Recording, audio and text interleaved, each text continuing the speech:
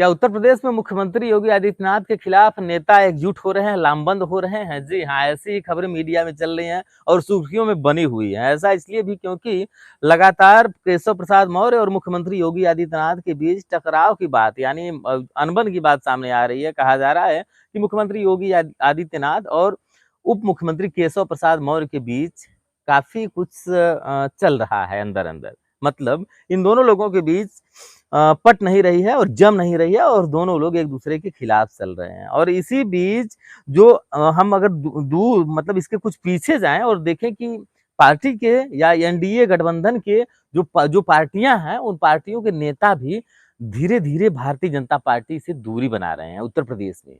या भारतीय जनता पार्टी या यूँ कहें कि उनकी दूरी पार्टी से नहीं, गठबंधन से नहीं बल्कि मुख्यमंत्री योगी आदित्यनाथ से है। ऐसा इसलिए भी कह रहा हूँ कि चूँकि जो जो चीज़ें और जो पीछे घटनाएँ घटित हुई हैं, उससे यही स्पष्ट होता है। दरअसल अगर हम लगभग पिछले दिनों की बात करें तो केंद्रीय मंत्री अनुप्रिया पटेल जो मिर्जापुर की सांसद हैं, उन्होंने मुख्यमंत्री योगी आदित्यनाथ को एक पत्र लिखा था। पत्र में उन्होंने ज़िक्र किया था कि जो भी सरकारी भर्तियाँ हो रही हैं, उनमें पिछड़े एससी और एसटी उम्मीदवारों के साथ अनदेखी की जा रही है। साथ ही उन्होंने कई अन्य चीज़ें भी पत्र में लिखी हुई थी। कुल मिलाकर उनका फ़ोकस जो था, वो ये था कि पिछड़ी जाति के लिए और अनुसूचित जाति और अनुसूचित जनजाति के अभ्यर्थियों के साथ अन्याय हो रहा है। फिर उसके बाद बात आगे बढ़ती है, तो संजय निषाद जो भारतीय जनता पार्टी गठबंधन से एनडीए गठबंधन से जुड़े हुए हैं, वे भी सरकार से दूरी बनाते हुए दिखाई दिए। इसके बाद फिर आगे चलते हैं तो पूर्व कैबिनेट मंत्री मोती सिंह का एक बयान आया। उन्होंने बयान दिया कि पिछले 40 सालों में उन्होंने ऐसा भ्रष्टाचार नहीं देखा था। साथ ही उन्होंने यह भी कहा कि आज के समय में थाने हो, तहसील हो, ब्लॉक हो, हर जगह भ्रष्टाचार फैला हुआ है और बिजली विभाग में भ्रष्टाचार है। तो कुल मिलाकर पूर्व केंद्रीय मंत्री और भाजपा के वरिष्ठ नेता मोती सिंह द्वारा सवाल खड़ा किया जाना भी एक तरीके से देखा जाए तो सरकार के खिलाफ ही चल रहा था। अब फिर आते हैं पूर्वांचल के जौनपुर जनपद में। तो जौनपुर जनपद का जो एक विधानसभा है बदलापुर, बदलापुर के विधायक हैं रमेश चंद्र मिश्रा। उन्होंने भी सरकार पर सवाल उठा दिया। सवाल उठाते हुए उन्होंने कहा कि यदि यही स्थिति रही तो साल 2027 में उत्तर प्रदेश में भारतीय जनता पार्टी की सरकार नहीं बन पाएगी। साथ ही उन्होंने यह भी कहा कि इसके लिए जब तक केंद्र यानी केंद्र सरकार हस्तक्षेप उत्तर प्रदेश में नहीं करेगी तो उत्तर प्रदेश का माहौल जो है गड़बड़ हो सकता है और यहाँ जो है 2027 में भारतीय जनता पार्टी की सरकार नहीं बन सकती है। उन्होंने भी ये स्वीकार किया था कि प्रदेश में भ्रष्टाचार बढ़ गया है और नेता कार्यकर्ताओं की बात नहीं सुनी जा रही है। अब इन सब बातों को यदि हम आगे चल के देखते हैं, बीते रविवार को लखनऊ में प्रदेश कार्य समिति की बैठक थी। कार्य समिति की बैठक में राष्ट्रीय अध्यक्ष जेपी नड्डा, मुख्यमंत्री योगी आदित्यनाथ, उप मुख्यमंत्री केशव प्रसाद मौर्य सहित कई अन्य संगठन के लोग, वरिष्ठ नेता और पूरे उत्तर प्रदेश के शीर्ष नेता मौजूद थे। 3000 से अधिक नेता वहां मौजूद थे। इस बैठक में मुख्यमंत्री योगी आदित्यनाथ ने अपनी बात कही और अन्य नेताओं ने भी अपनी बात कही। बैठक का मुख्य उद्देश्य था कि बीते लोकसभा चुनाव में उत्तर प्रदेश में भारतीय जनता पार्टी का जो प्रदर्शन रहा वो काफी खराब रहा। इसके पीछे का क्या कारण है, इस कारण को जानने के लिए बैठक हुई थी। बैठक में सभी नेताओं ने अपनी राय रखी। इस बीच उप मुख्यमंत्री केशव प्रसाद मौर्य ने कुछ ऐसा कह दिया जिससे हंगामा मच गया। दरअसल केशव प्रसाद मौर्य ने कहा कि संगठन से बड़ा कोई नहीं है, संगठन है तो हम सब हैं। उन्होंने यह भी कहा कि मैं खुद को उप मुख्यमंत्री नहीं मानता हूं, सबसे पहले मैं अपने आप को कार्यकर्ता मानता हूं। तो अब ये बयान जो केशव प्रसाद मौर्य का आया, उसके बाद उत्तर प्रदेश के सियासी गलियारे में हड़कंप मच गई। लोगों को लगा कि उत्तर प्रदेश में मुख्यमंत्री की कुर्सी जो है खतरे में है और मुख्यमंत्री योगी आदित्यनाथ अब कुर्सी से हटाए जाएंगे। ये चर्चाएं होने लगी। चर्चाएं इसलिए भी होने लगी क्योंकि पहले भी यदि हम साल 2017 जो यहाँ यूपी में विधानसभा चुनाव हुआ था, उस दौरान की बात करें तो उस दौरान भी मुख्यमंत्री योगी आदित्यनाथ और उप मुख्यमंत्री केशव प्रसाद मौर्य को में दूरियां देखी गई थी। क्यों? क्योंकि जो चुनाव हुआ था उस समय उप मुख्यमंत्री केशव प्रसाद मौर्य प्रदेश अध्यक्ष थे भारतीय जनता पार्टी के। और प्रदेश अध्यक्ष रहते हुए उन्होंने उत्तर प्रदेश में भारतीय जनता पार्टी को एक बड़ी जीत दिलाई थी। उस समय मुख्यमंत्री योगी आदित्यनाथ गोरखपुर के सांसद हुआ करते थे। बात जब सीएम के कुर्सी की हुई, सीएम के चेहरे की हुई, तो चर्चा ये थी कि केशव प्रसाद मौर्य को मुख्यमंत्री बनाया जा सकता है। इसके अलावा गाजीपुर के सांसद थे मनोज सिन्हा, जो मौजूदा एलजी हैं जम्मू कश्मीर के। चर्चा उसमें ये भी थी कि उनको भी मुख्यमंत्री बनाया जा सकता है। लेकिन रातों रात पूरा समीकरण बदल जाता है उत्तर प्रदेश में और योगी आदित्यनाथ को मुख्यमंत्री की कुर्सी पर बैठा दिया जाता है।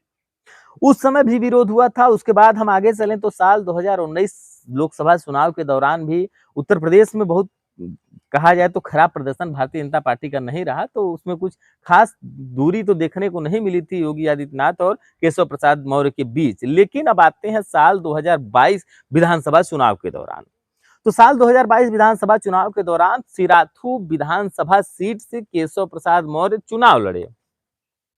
चुनाव लड़ने के बाद केशव प्रसाद मौर्य के सामने समाजवादी पार्टी ने गठबंधन द्वारा पल्लवी पटेल को चुनाव मैदान में उतार दिया। पल्लवी पटेल यहाँ से चुनाव मैदान में उतर गई तो हुआ ये कि केशव प्रसाद मौर्य चुनाव हार गए। अब ये बड़ा मामला बन गया। केशव प्रसाद मौर्य और मुख्यमंत्री योगी आदित्यनाथ में फिर एक बार दूरियां देखने को मिली। कहा जाने लगा कि केशव प्रसाद मौर्य और मुख्यमंत्री योगी आदित्यनाथ में काफी नाराजगी है। फिर इस नाराजगी को दूर करने के लिए मुख्यमंत्री योगी आदित्यनाथ एक बार केशव प्रसाद मौर्य के घर भी गए, जैसा कि मीडिया में चलता है। तो ये सब तमाम चीजें चलती रही। अब 2024 लोकसभा चुनाव आया तो चुनाव के दौरान मुख्यमंत्री योगी आदित्यनाथ और उप मुख्यमंत्री केशव प्रसाद मौर्य सहित जो भी संगठन के तमाम नेता थे वो भी चुनाव प्रचार में लगे हुए थे। काफी मेहनत भारतीय जनता पार्टी ने उत्तर प्रदेश में किया, लेकिन पूरब से लेकर उत्तर तक भारतीय जनता पार्टी का प्रदर्शन काफी खराब रहा। यही कारण था कि वाराणसी में प्रधानमंत्री नरेंद्र मोदी 1.5 लाख और कुछ वोटों से ही चुनाव जीत पाए, जबकि वाराणसी के आसपास की बात करें तो चंदौली की सीट महेंद्र नाथ पांडे की थी, वो भी भारतीय जनता पार्टी हार गई। यहाँ से समाजवादी पार्टी के वीरेंद्र सिंह चुनाव जीत गए। वहीं मछली शहर लोकसभा सीट जहां से बीपी सरोज भारतीय जनता पार्टी के उम्मीदवार थे, सांसद भी रहे, उसके बाद वो चुनाव में उतरे हुए थे, वो भी चुनाव हार गए। वहां पर समाजवादी पार्टी की प्रत्याशी प्रिया सरोज चुनाव जीत गई। बात करें वाराणसी से सटी हुई जौनपुर सीट की तो जौनपुर सीट भी भारतीय जनता पार्टी हार गई। यहाँ से भारतीय जनता पार्टी द्वारा कृपा शंकर सिंह को चुनाव मैदान में उतारा गया था, लेकिन यहाँ पर बाबू सिंह कुशवाहा जो गठबंधन इंडिया गठबंधन के तहत समाजवादी पार्टी से उतारे गए थे, वो चुनाव जीत गए। बात करें इधर जो कुछ सीटें हैं तो मिर्जापुर की सीट जो है भारतीय जनता पार्टी के हाथ में आई, मतलब गठबंधन के हाथ में आई। यहाँ से अनुप्रिया पटेल सांसद बनी। और भदोही की सीट की चर्चा हम इसलिए भी करेंगे क्योंकि यहाँ पर गठबंधन ने टीएमसी से उत्तर प्रदेश के 80 लोकसभा सीटों में बस केवल एक ही ऐसी सीट थी जिसे टीएमसी को दिया गया था और अखिलेश यादव ने ममता बनर्जी को यह सीट दी थी। इस सीट से ललितेश पति त्रिपाठी को चुनाव मैदान में उतारा गया था। कहा जा रहा है ये भी, और उस समय भी ये चर्चा थी कि जो चुनाव निशान था टीएमसी का, उसको लेकर के काफी गफलत देखी गई वोटरों में। यही कारण था कि ललितेश पति त्रिपाठी को चुनाव हारना पड़ा। बाकी गाजीपुर लोकसभा सीट पे मुख्तार अंसारी की मौत के बाद से ही राजनीति गर्म हुई थी। यहाँ पर पारसनाथ को भारतीय जनता पार्टी ने उतारा था, लेकिन कोई खास माहौल नहीं बन पाया और वहां पर अफजाल अंसारी चुनाव जीत गए। इसी तरह घोसी में भी देखने को मिला, क्योंकि वहां पर ओम प्रकाश राजभर के बेटे अरविंद राजभर को एनडीए ने प्रत्याशी बनाया था। सुहेलदेव भारतीय समाज पार्टी थी, लेकिन वहां भी भारतीय जनता पार्टी का जादू नहीं चल पाया। तो कुल मिलाकर अगर हम रिटर्न आते हैं तो जो लोकसभा चुनाव 2024 के दौरान भारतीय जनता पार्टी को एक बड़ा नुकसान हुआ उत्तर प्रदेश में, उसकी भरपाई करने के लिए जो केंद्रीय नेतृत्व है वो काफी परेशान नजर आ रहा है। अब कहा यह जा रहा है कि उत्तर प्रदेश में मुख्यमंत्री योगी आदित्यनाथ की कुर्सी जो है वो बदली जा सकती है। इसको हम दूसरे वे में लेकर चलते हैं तो यार, जो मैं शुरू से आप लोगों को बताना शुरू किया था कि अनुप्रिया पटेल ने एक पत्र लिखा पिछड़ों और एससी एसटी को लेकर के, और खास तौर पर लोकसभा चुनाव 2024 के दौरान उत्तर प्रदेश में इंडिया गठबंधन के द्वारा संविधान का मुद्दा बनाया गया, पीडीए का मुद्दा बनाया गया। तो ये मुद्दा ही ऐसा मुद्दा था जो पूरे वोटरों को डाइवर्ट कर दिया और एक बड़ा नुकसान भारतीय जनता पार्टी को उत्तर प्रदेश में हो गया। तो इसको ध्यान में रखते हुए क्या भारतीय जनता पार्टी पर बैकवर्ड नेता दबाव बना रहे हैं? क्या वाकई कुछ ऐसा होने वाला है? क्या जो बैकवर्ड या SC-ST के नेता हैं उनको अपनी मजबूती का एहसास होने लगा है? वो ये चाहते हैं कि उत्तर प्रदेश में बदलाव होना चाहिए। आपको क्या लगता है कमेंट करके ज़रूर बताइएगा। साथ ही यदि मेरी व्यक्तिगत राय की बात करें तो देखिए भारतीय जनता पार्टी कोई भी कदम बड़ी सोच समझकर उठाती है।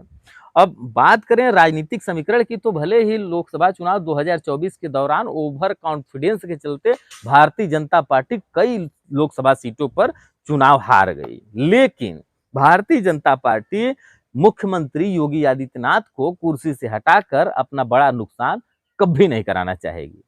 हाँ, ये ज़रूर हो सकता है कि भारतीय जनता पार्टी उत्तर प्रदेश में कुछ बदलाव कर सकती है। उपचुनाव के दौरान उपचुनाव को देखते हुए भारतीय जनता पार्टी कुछ बदलाव कर सकती है। केशव प्रसाद मौर्य को कोई नई ज़िम्मेदारी दी जा सकती है। लेकिन यदि भारतीय जनता पार्टी द्वारा उत्तर प्रदेश में मुख्यमंत्री योगी आदित्यनाथ को कुर्सी से हटाया जाता है, तो इसका आगामी चुनाव में भारतीय जनता पार्टी को बड़ा खामियाजा भुगतना पड़ेगा। ऐसा मैं नहीं कह रहा हूँ, चूँकि राजनीतिक जानकारों से जो बात की उनका भी यही कहना था कि उत्तर प्रदेश में भारतीय जनता पार्टी अपना बड़ा नुकसान कभी नहीं करना चाहेगी। तो यार आपको क्या लगता है, क्या उत्तर प्रदेश में बदलाव होने वाला है? क्या मुख्यमंत्री योगी आदित्यनाथ को भारतीय जनता पार्टी कुर्सी से हटाने वाली है? क्या कुछ बड़ा चल रहा है भारतीय जनता पार्टी में? और कुछ यदि ऐसा होता है तो उसका क्या परिणाम होगा? क्या भारतीय जनता पार्टी को इसका फायदा होगा या नुकसान होगा? कमेंट करके हमें ज़रूर बताएँ। साथ ही यह वीडियो कैसा लगा इसके बारे में भी अपनी राय हमें ज़रूर दीजिएगा। दीजिए मुझे इजाज़त, मिलते हैं फिर किसी अगली वीडियो में, तब तक के लिए जय हिंद, वंदे मातरम।